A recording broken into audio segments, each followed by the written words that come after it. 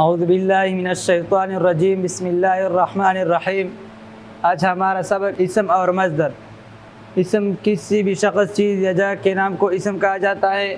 مصدر کسی کام کا کرنا، ہونا، سینا اور زمانہ بھی نہ پایا جائے، زمانہ برآمد ہو۔ اسم کی پہچان تنوین ہے اور مصدر کی تنوین پہچان ہے۔ اس سے ہم کیسے پہچانیں گے؟ یہ ہمارے پاس اسم ہے کتاب، کرسی۔ کسی بھی اسم کو کام میں لانا مصدر کہلاتا ہے۔ مثلا کتاب، کتاب پڑھنا، کرسی پر بیٹھنا کے پیچھے نہ آئے وہ مصدر ہیں۔ مثلا پڑھنا، لکھنا، بیٹھنا وغیرہ۔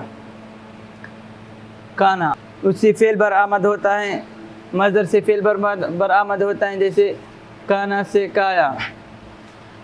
فاعل بھی موجود ہوتا ہے اور زمانہ بھی پایا جاتا ہے۔ پڑھنا سے پڑھا، بیٹھنا سے بیٹا، لکھنا سے لکھا۔ اسم اور مصدر میں فرق یہ ہے، اسم کا تعلق نام سے ہوتا ہے اور مصدر کا تعلق کام سے ہوتا ہے۔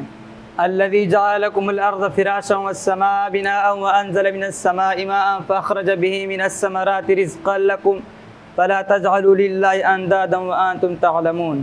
فراشا بناء ماء رزقا اندادا۔